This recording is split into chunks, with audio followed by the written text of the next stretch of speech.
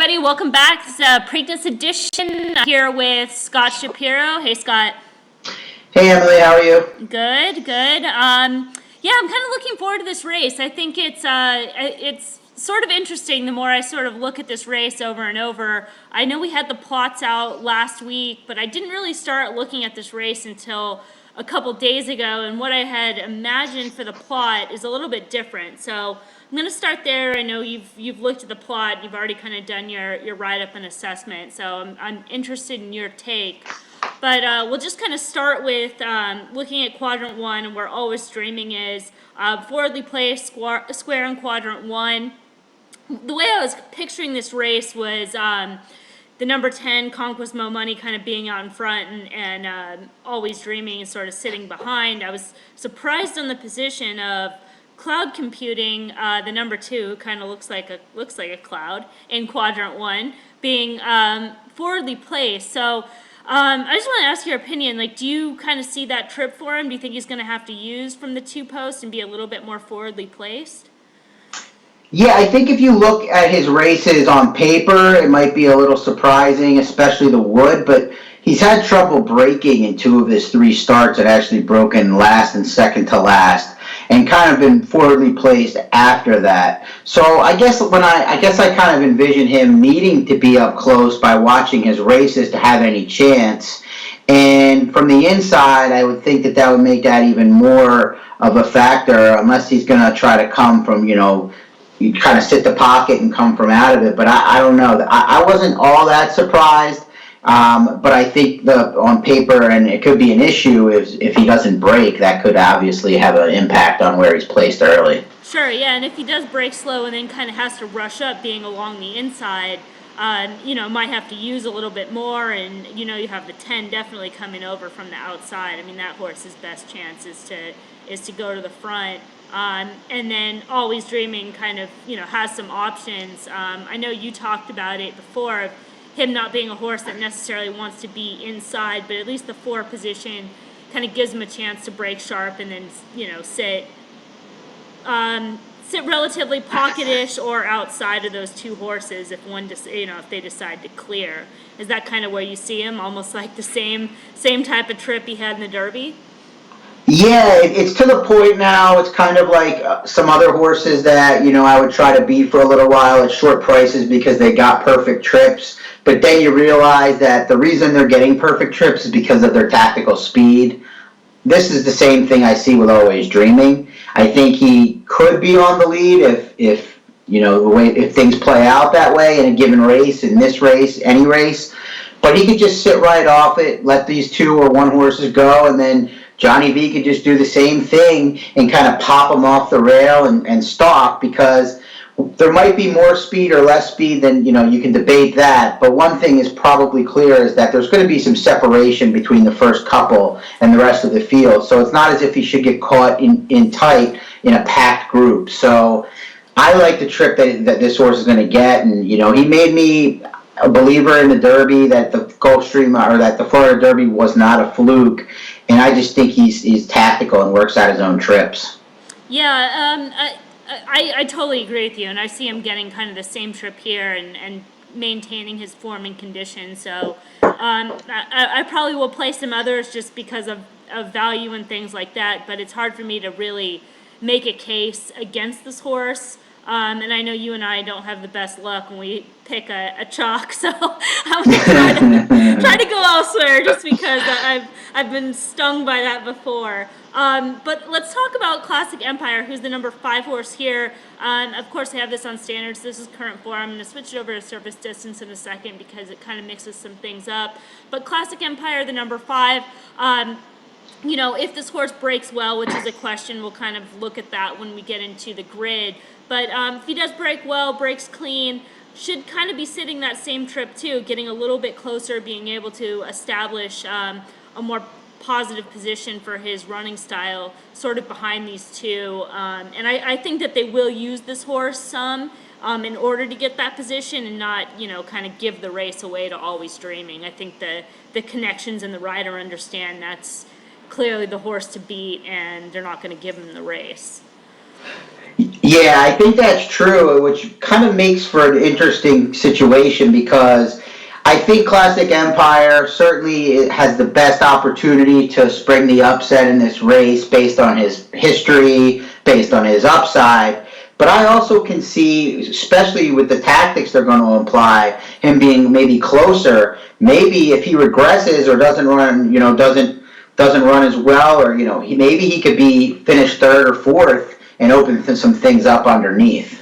But I Yeah, agree. I'm kind of spending a lot more time on pot than we usually do is because I do think this pace scenario and as far as like really the tactics of how these riders are going to ride this race is rather interesting. I clicked over to surface distance and it does change some things around a little bit. Always Dreaming moves into quadrant 3, which is, he was a big square there for the Derby. Again, squares in quadrant 3 at Churchill performed very well. It's a limited sample here at Pimlico as far as squares in quadrant 3 at this 9.5 furlong route distance, but they are only 1 for 16. And I'll double check on what the ROI is. But again, that's counting all the squares, not 16 races. So we'd be, the 1 would also count in that sample. But with Classic Empire, he moves from quadrant 2 to quadrant 1 and is high above the par line, along with Cloud Computing and the number 10 Conquest Money. So that's, it is interesting. I think that he will be closer, and like you said, maybe that isn't his preferred running style, and that does kind of take its toll at the end.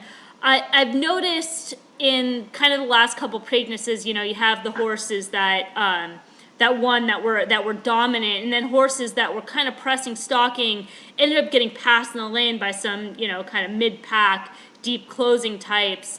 So I always take that into consideration as far as trip of what horses are going to be sort of the beneficiary of that forwardly placed trip and which ones are going to kind of get swallowed up in the end.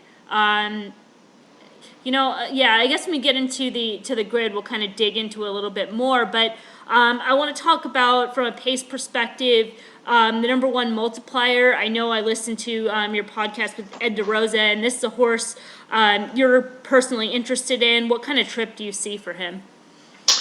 I think the rail actually works out pretty well for Multiplier. He had the rail in the Illinois Derby and saved ground and ran on well late. I think that he probably will get somewhat of a similar trip. Maybe there's less, with a little bigger field. He'll probably be mid-pack. I would like to think Rosario probably a little more aggressive than James Graham, who rode him in that race. But I think Multiplier should get a good trip, and if he's good enough, have a shot to be involved late. I know I'm still looking at the plot here, surface distance, kind of on that periphery of quadrant 3 and 4, but in 3, and just clicking back over to standard. Haven't really, he's in pretty much the same position. How do you see that working out for him in this kind of, obviously, this class hike? Yeah, I have a couple questions about him just as far as form, but with Tripp, a couple things. I think that from the rail, like you said with Rosario, might be a little bit more aggressive early. And I think you almost have to be from that rail position because let's say, they do get too far back, then he's going to lose a lot of position, have a lot of ground to make up, probably has to do like a swing wide type move coming off the rail to sort of pass those tired horses. Coming off the last race, I thought it was a good effort, and he is coming back in 28 days. John graded the race. He gave it a hard. I was kind of like between hard and regress. So I think maybe his form is just a little bit soft in here. Maybe minor at the best, but his trip I'm not sold on it being that favorable. But, as far as everything else, I mean, he's a lightly raced horse. He's improving figure-wise every start. He's been in quadrant 4. Now, if he's in quadrant 3, maybe does have to be a little bit closer up. I think kind of a minor contender is where I see him. Yeah, sort of a tough read. Almost to an underneath spot or toss, really. What about Guvana? Well, Gunnevar, there's a couple positives that maybe I didn't foresee, and that podcast you spoke of was done Monday before, a lot of things that were taken into consideration. That was kind of an initial breeze over. So in terms of Multiplier, I have mixed feelings now. I think his upside might be higher than some of these, but if he runs real poorly, it would be far from shocking, especially 30-1 on the line and on the rail. Yeah. But Gunnevar, had, a lot of the people on site that I listened to on Kentucky Derby week said this horse seemed light in energy, wasn't as, didn't look like he was ready to run his top race, maybe he had regressed. Some of those people have expressed the fact that he looks much better at Baltimore this week. So I decided to give him more of a shot. And his trip in the Derby was not, there was no traffic trouble. It was a clear trip, but it was a weird one, especially from Castellano. He just kind of was super wide the whole time when I'm not sure he needed to be. Right. And he did pass horses, so, it wasn't an impressive run, but it might be one that I can forgive. And then when I looked at the plot, both plots are pretty strong, especially in comparison to the other late runners, especially the surface distance, which really has to catch your eye if you're using the plot, and I'm sure you do, Emily. Yeah, and really, he's a horse, like you mentioned, wasn't training that well coming into it, and I know from, Gulfstream, he's just he's sort of like that in the morning, so I take it with a grain of salt. I guess, the same people that have now seen him for a little bit longer than just sort of their initial impressions, maybe have gotten used to him, maybe he has more energy, but we even talked about it in the Derby video, about his, declining figures from the Holy Bull. Just looking at Optics Grid right now, he ran a 104 in the Holy Bull, 96 in the Fountain of Youth, 94 in the Florida Derby, and then a flagged 89 in the Kentucky Derby. So from that perspective, we sort of nailed the fact that he was going the wrong way, despite the fact that his plot looked good.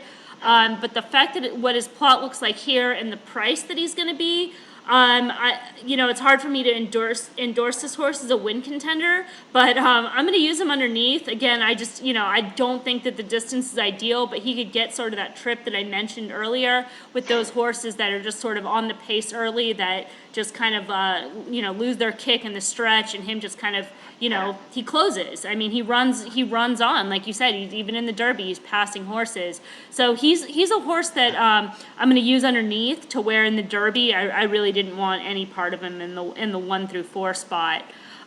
So just to, again, we're still on surface distance, to his outside is the number 3 Hence, which was a horse I was super high on in the Derby, and I just don't feel that this horse ever really had his best chance in there. I don't think that wet tracks are his thing, and I know he won on a wet track, but if you watch the race, he's all over the place and not really running in a straight line. So I like the fact that I know he's better than what he showed there.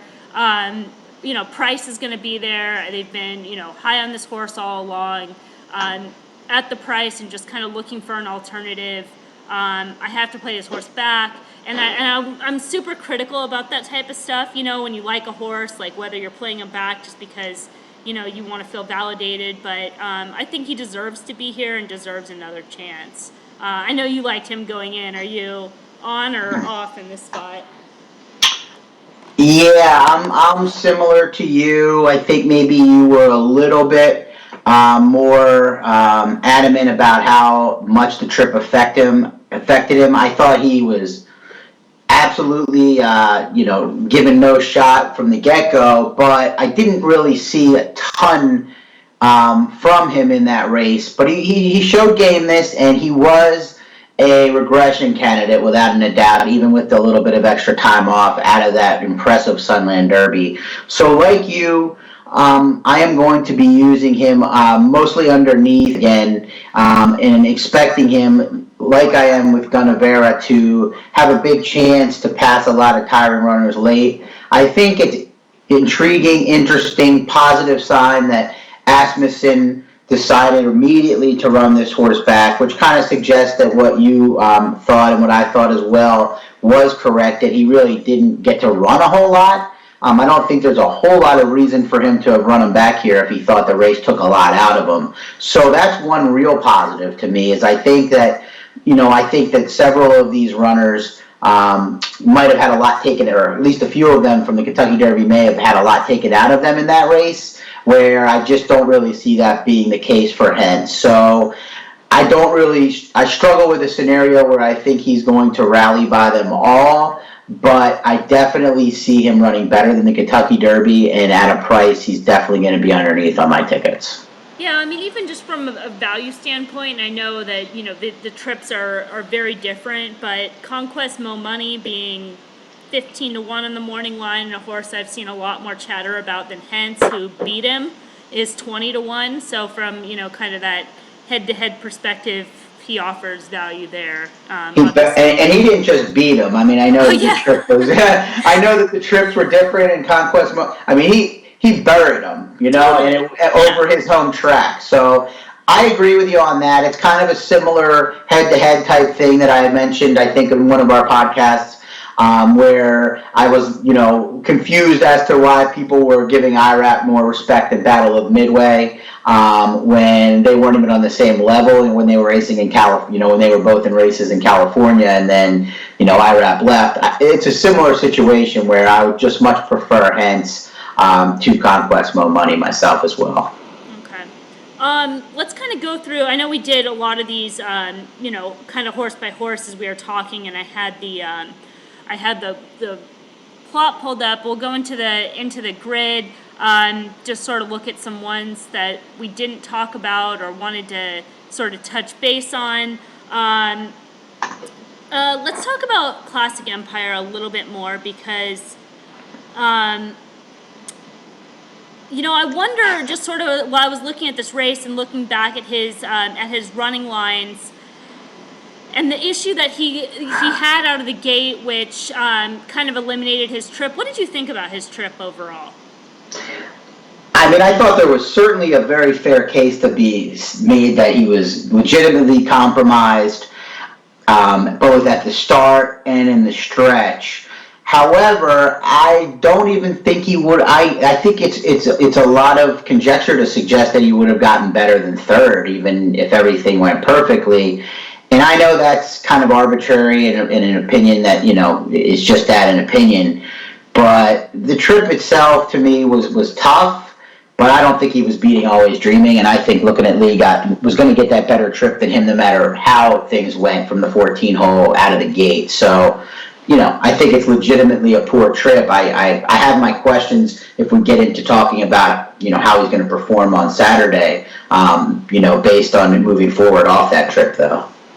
Yeah, so I kind of see it the same way, and usually with a troubled trip, you take that into consideration, but with a horse like Classic Empire, who's kind of based on being juvenile champion and having won these Grade 1 races, you just kind of expected him that if he was that much better and that much classier, even with the trouble, he just would have showed so much more than being, a good fourth. You'd want to see him being like, man, he was like a really hindered fourth, like you said. Had he not have had that trouble, he would have won, and I can't say that, and I think you're kind of saying the same thing. And, part of his issues is that start, and he's just a terrible gate horse. He's shown that since the beginning of his career. He's got 1, 2, 3, 4 slogs, and that's not even including, the trouble start in the Derby. So his issues out of the gate, and some of those issues, I think, are self-inflicted, and that just kind of concerns me overall with the horse. That it's hard. If this horse, he could win, but it's hard for me to make him like my pick in this race. He just doesn't get me that excited. Yeah, that's the thing with me on this horse. He definitely, if he runs back to his Breeders' Cup Juvenile race and Always Dreaming doesn't move forward, then he certainly can win. But my questions with this horse are not only, like you said, that he creates his own issues, but I don't know how he moves forward off that race. That was a hard race on him. I mean, he got bumped at the beginning. he would, it wasn't an easy trip like Always Dreaming had an easy race, I feel like. I mean, no one has an easy race in the Kentucky Derby, but, the mile and a quarter, 20 horses. But comparatively speaking, I thought Classic Empire had one of the more difficult races on his body. And now he needs to move forward, in my opinion, to beat Always Dreaming. And plus, I really am struggling with a horse that's 2-year-old champion that still has not gotten back to that race. That's a sign to me many times, or more times than not, of a horse that may have peaked at 2. So, I don't know. Like you said exactly, I definitely can see a scenario where he wins with a really nice trip. But I guess I don't see the point people are making of trying to beat Always Dreaming at 4-5 with this horse at 3-1. I don't really see the value being there at 3-1 for this horse any more than I do Always Dreaming at 4-5. Yeah, and Always Dreaming, I pulled up his grid right now, and talking about, horse doesn't have an easy trip in the Derby. I think this horse had an easy trip in the Derby. I mean, everything went right. He was on the right part of the track. He got an incredible ride. He comes back and he's clean where all the other horses are covered in mud. So my thing with him is I don't really expect a move forward, but I don't, looking at this field, think he needs a move forward. I think he's capable of running the same race, which makes him competitive in here. He would really, really, really have to regress in order to not be competitive, I think. And it's based on the information that I have a hard time seeing that. Yeah, I agree. And just to be clear, I didn't think he had a tough trip in the Derby, but just in general, a mile and a quarter on a 3-year-old for the first time is more what I'm referring to, not necessarily the physical, voyage itself. Yeah.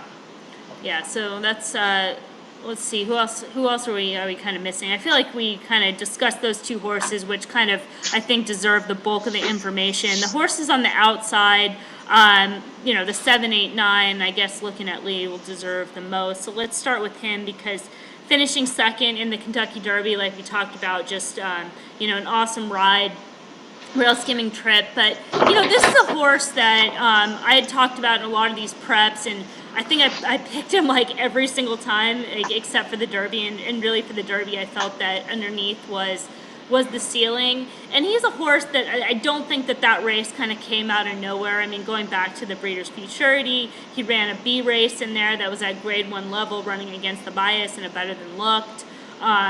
Possibly bit his tongue before the Breeders' Cup Juvenile, still ran a good move in there. So this is a horse that has some quality. I just kind of feel the same way. I feel like an underneath position is his ceiling. It's hard for me to kind of endorse him for a win, especially kind of, with his deep closing running style. Yeah, it's pretty interesting, though, to look at the race that he ran in the Derby, and mind you, the verdict seems to be that you needed to be on the inside, and this horse did save every bit of ground and got a dream trip, but I hear nobody talking about this horse. You can't discount the fact that he ran well with the trip, There were other horses that had good trips, too. Maybe not as good as Looking at Lee, that were dead tired when they turned for home, or dead tired in the middle of the stretch.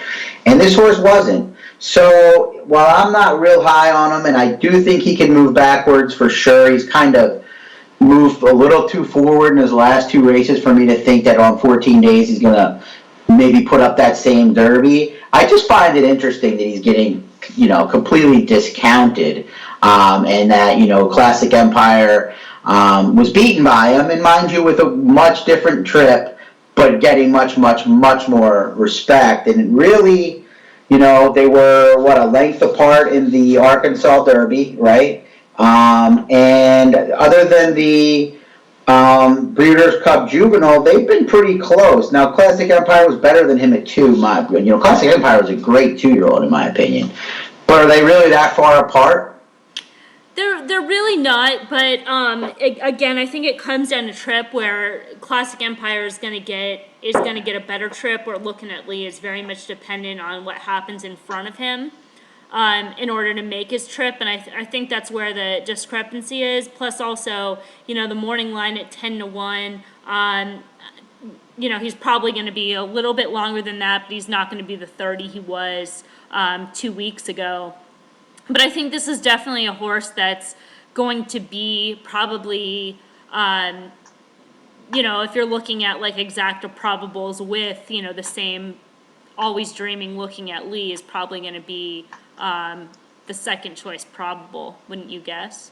Oh, definitely, definitely. But I think that if you have a strong conviction in this race for anybody to finish second, other than Classic Empire, if you like Always Dreaming, or vice versa, if you like Classic Empire and don't like Always Dreaming, there's going to be plenty of value to be had, because I can really foresee some big bettors that think that this is a 2-horse race, because that seems to be the verdict to, a very large percentage of the people that I'm, reading on social media think that this is a 2-horse race.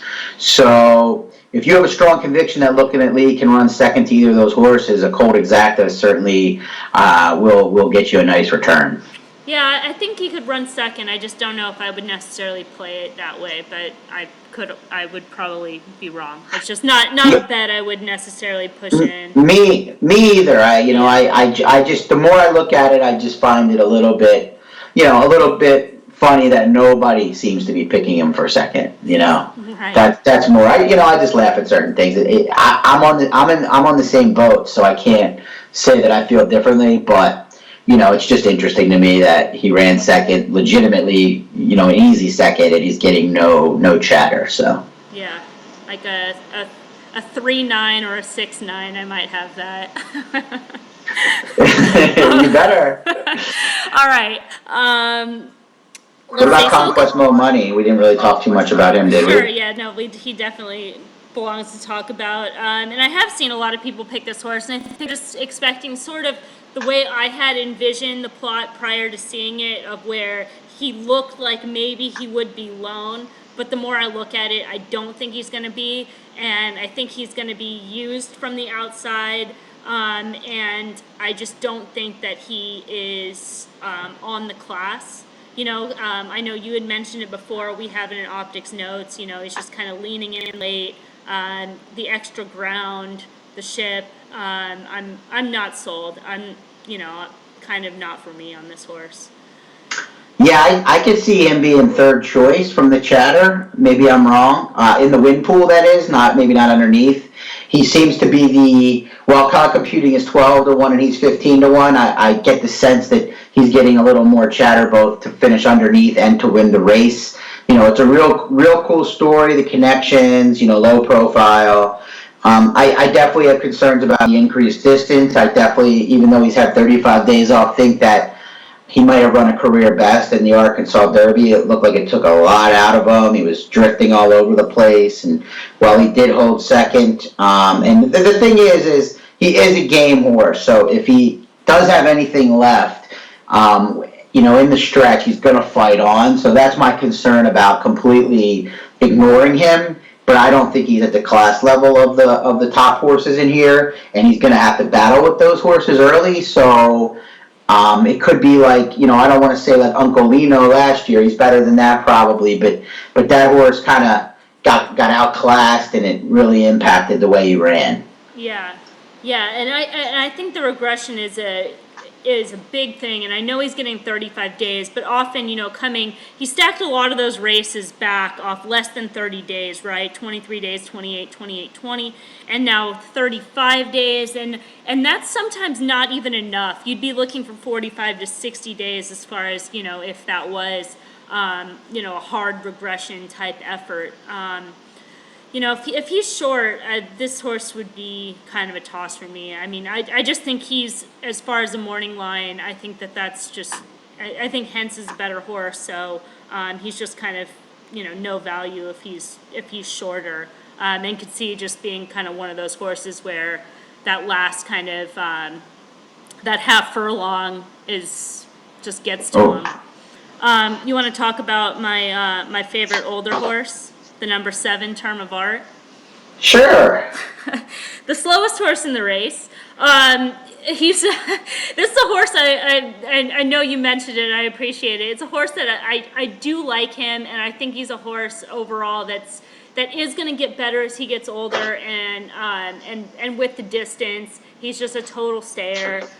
They are adding the blinkers, and I think that they want to keep him a little bit more in touch with the field. And I think he just kind of shows up every time, and he's a horse I could definitely use for underneath. I don't think he's there to win necessarily, but I'll use him underneath like I have been, and catching him at a big price.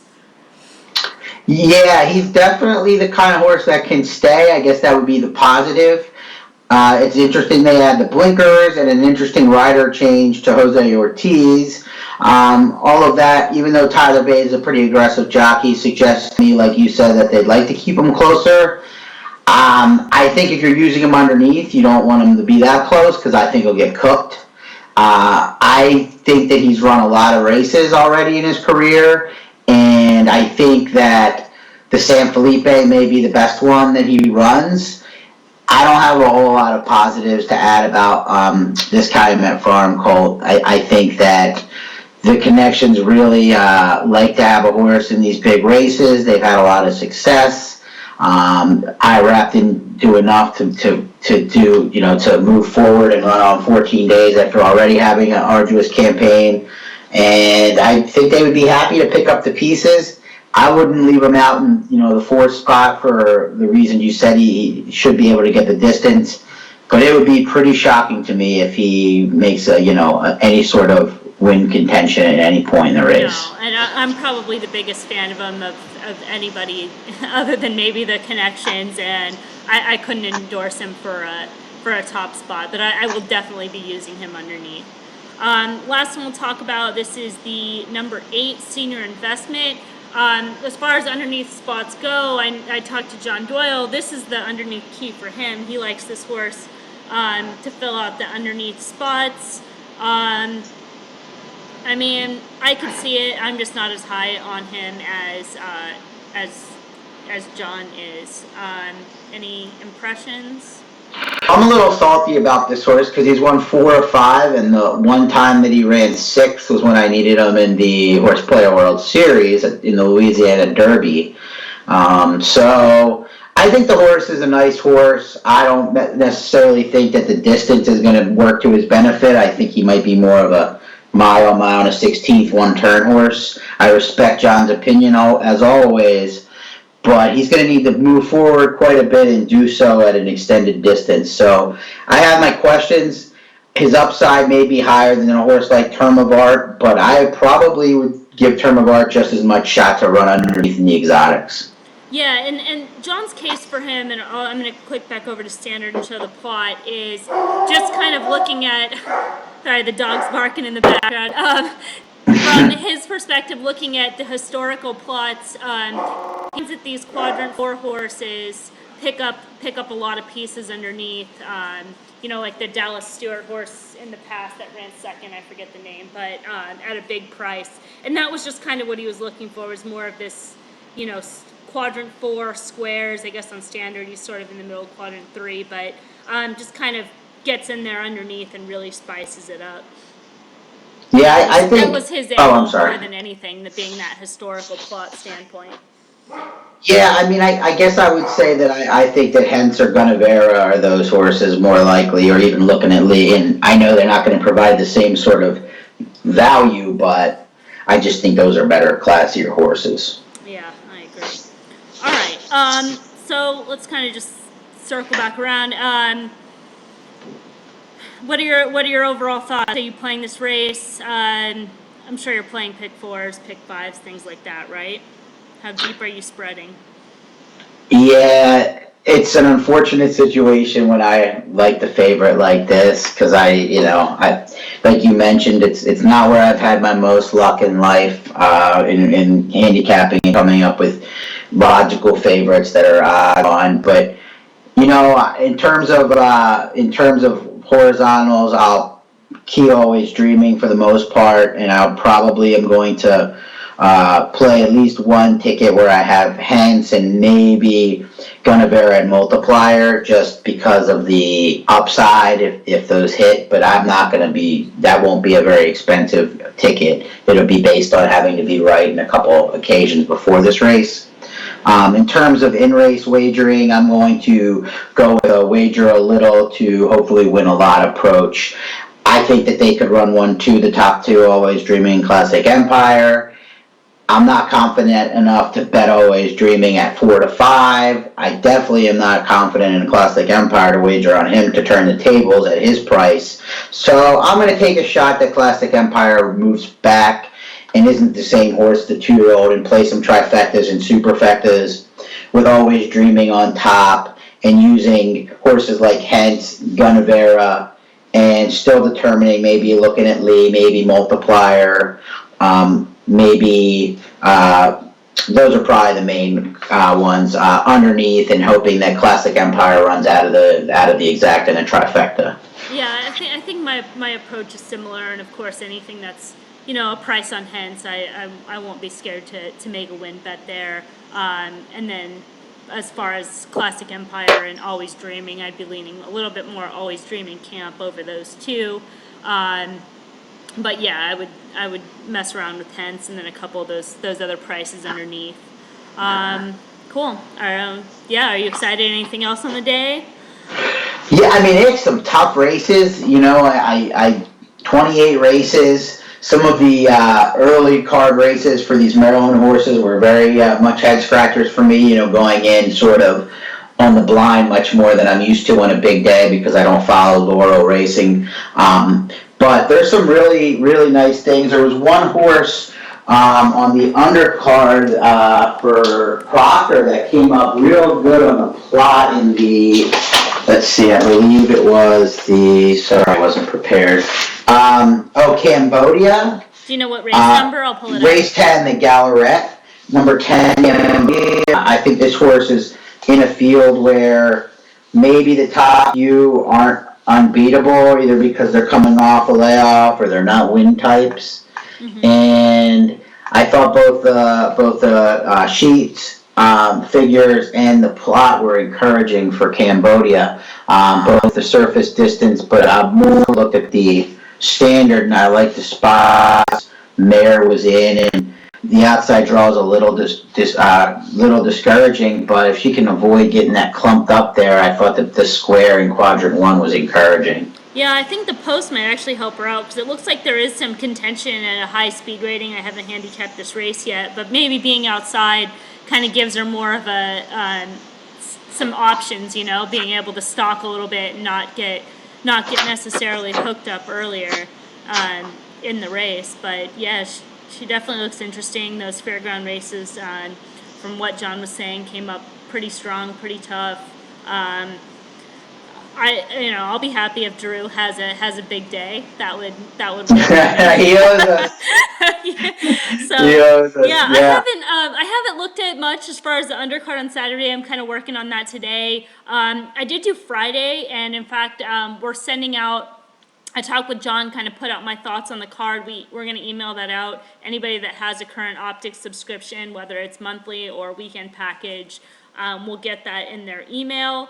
And I know we'll plug your picks. You have stuff going on brisnet this weekend? Yeah, I have. I'll have 3 articles in whole up on twinspires and brisnet that are free, and then I do the spotlight selections along with Michael Baychok, Richard Eng, and the Chalkbuster, where you can purchase those for the full card thoughts. And the one last horse two last horses I wanted to mention real quick. I'm very intrigued by to see Whitmore run against most sprinters. I mean, his last few races have been awesome to me. That should be fun. And then if you want to look at a plot for a horse on Friday that looks pretty tough to beat, I think Terra Promesa in the older filly and mare race. I don't know if you looked at that yet. But I did, and that's interesting. We can talk about that because her plot's massive. I'm pulling it up right now. It's a big square in quadrant 1, especially on standard, but. There's another horse in there who's a second choice that I think I like a little bit more, the number 6 Carumba. But yeah, those two seemed like to be the horses in there. Carumba for me, I liked her, looking at the grid. I think her surface distance looks a little bit better. She's also a square in quadrant 1, nothing like Terra Promessa. But you just kind of go back to her graded stake races, and she's got some quality there. And I think this is the right distance for her. And if anybody's going to beat Terra Promessa, I think this is the mare to do it. Interesting. I was kind of concerned. I know that they were sprints, but I was kind of concerned about, how she didn't really come off the break the way I like to see a horse. But maybe those were just preps, I guess. But thought maybe she was going the wrong direction. But I can definitely see your case. Yeah, she was wide against the bias last time out in the sloppy track at Belmont, and then coming off a B- grade. Granted, she was 5 beaten 9th length, still gets a B- grade, which isn't terrible. Going back to the beginning of her career, she did kind of run this same pattern where she went 2 sprints to a 9 furlong to break her maiden. So it's a pattern that they've used with her in the past. I know when she came off the layoff before in the top flight, she kind of ran a hard race and then kind of backed up from that. So I think if she's going to run a big race, this is the time. And just looking at an alternative, but Terra Promessa looks pretty solid. Be pretty tough to go and get data. Oh, I guess you know what it was. I'm looking at it is when you have it up on grid. She just has a lot of red. A lot of lone flow, and so that's what kind of gave me the thought to look outside of that. But yeah, as far as the plot, she'd be tough to not include. Yeah, she's just done so little wrong other than lose the stellar win, which is nothing wrong with that. She ran great, and then that one really questionable ride from Erod. So if she can't win that race, I think I'm going to start really questioning her quality. Yeah, yeah, that's kind of the way I'm going in there. All right. Anything else? No, it was enjoyable, and yeah, I'm looking forward to the cards. I'm glad to see that the weather won't be an issue, which it was last year, I believe, and has in years past in Baltimore. It's some challenging races, so I'm sure getting the optics package would be a good idea for everybody out there. Oh yeah, it's obviously I've looked at Friday. It's totally loaded. I filled in a lot of the gaps on there, so looks really complete for Friday. Same thing for Saturday. Huge value. All right, you guys. Thank you so much for listening. Good luck.